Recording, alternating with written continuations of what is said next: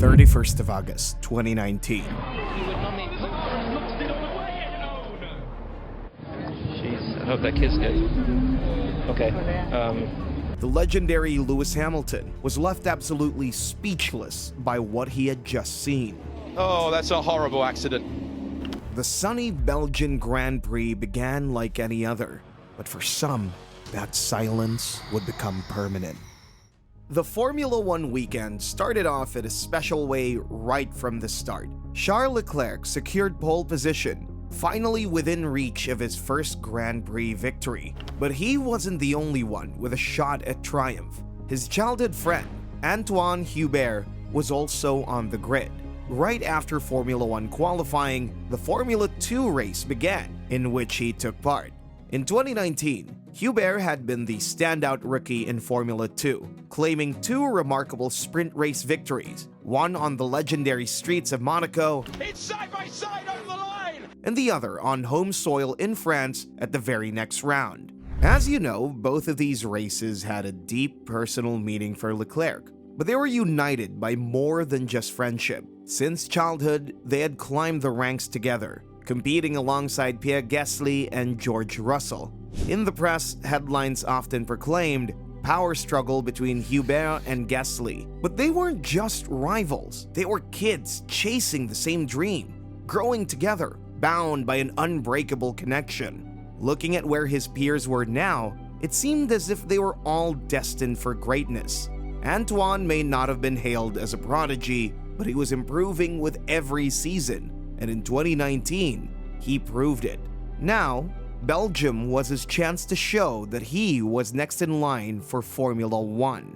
Sadly, he failed to qualify near the front, securing only 13th place. But Hubert remained confident and composed, ready to show the world what he was capable of.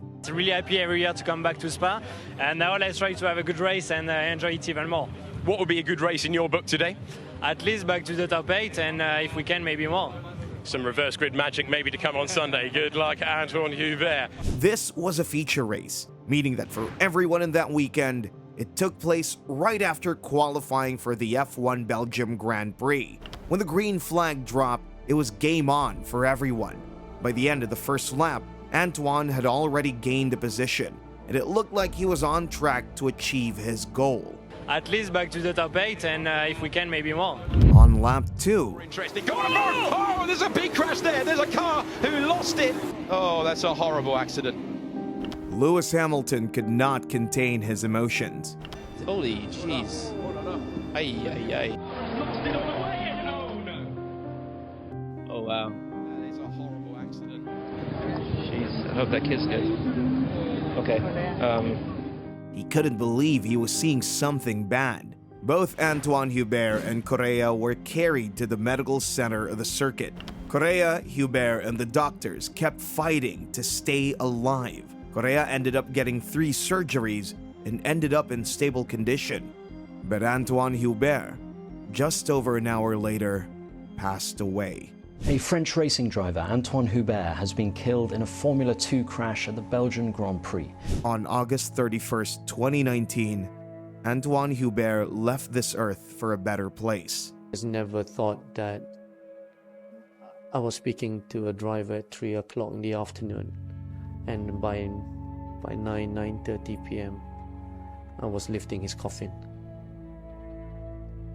And just like that, one of the most promising stories in F1 had gone away forever. In a brutal reminder of everything the drivers risk every time they step into the car, Antoine Hubert, fighting for his dreams, ultimately lost his life in a sport that worked so hard to become safer and safer. It was still a reminder that anything could happen. It was lap 2, Eau Rouge. It all started with Giuliano Alesi losing control. At over 300 kilometers an hour, his car slammed into the barriers, bouncing back onto the track and spraying debris everywhere. Ralph Boschung swerved to avoid the wreckage, but just behind him, Antoine Hubert had no time to react. At full speed, his car clipped Boschung's, sending him straight into the tire wall. The impact was brutal, but the nightmare wasn't over. his car rebounded back onto the track, right into the path of Juan Manuel Correa. Correa, already struck by debris, had no control. He crashed into Hubert at over 200 kilometers an hour. The force was devastating. The damage to his body was completely catastrophic.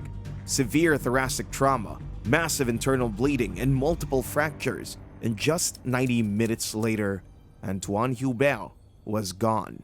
Why was this crash so deadly? The accident happened at Eau Rouge, one of the most dangerous corners in motorsport. Its elevation shift plays with downforce. 1 second, the car is glued to the track. The next, it's floating. Any sudden movement at these speeds can turn into catastrophe. That's why the FIA introduced changes that would alter this track forever. But more on that later. For now, the drivers were focused on preparing for the next day. Everyone in the paddock loved Antoine, but now, on Sunday, they still had a race to go with. But no one was harder hit than Charles Leclerc, who was a lifelong friend of Hubert. They grew up together, walked the same path, and shared a common dream. But in an instant, it all came to an end. He was gone. Leclerc had just secured the third pole position of his career, but the previous two had ended in disappointment. The pressure was mounting, but just imagine what it felt like to be in his place. He had already lost loved ones on the track. In 2014, his godfather, Jules Bianchi, passed away, and now, standing on the brink of the biggest opportunity of his life, he had lost his childhood friend. But where many of us wouldn't have the strength to go on, Leclerc turned that grief into pure focus. As soon as the green light hit, And it's lights out and away we go. Great start from Albon. Sainz installed on the grid. Leclerc drove like a man possessed, with all his heart in every corner, in every turn, staving off a raging Hamilton to achieve his first Formula One victory. The first time ever, Charles Leclerc wins a Formula One Grand Prix. First victory in F1. This one is for Antoine. Feels good, but yeah, difficult to enjoy on a weekend like this. After the race, an emotional Leclerc dedicated his triumph to his fallen friend. I've got a dream since being a child that has been realized. On the other hand, it has been a very difficult weekend since yesterday. We have lost a friend, first of all. So yeah, I would like to dedicate my first win to him. We have grown up together. My first ever race, I've done it with Antoine when we were younger. There was Esteban, Pierre. Leclerc took the inspiration of his friend and won again the next weekend, his second F1 win in a row in front of him. Pierre Gasly, who was part of their friend group, was perhaps Antoine's closest friend. We shared a bedroom, we were classmates, we would have breakfast, lunch, dinner together, and this lasted from 13 to 18. Gasly would keep Antoine's memory alive every year in Belgium, placing flowers at the turn where Antoine lost his life. Gasly honors his friend by pushing harder than he ever did, achieving a podium. And then, he would win his first Grand Prix in an AlphaTauri of all cars and dedicate his victory to his friend.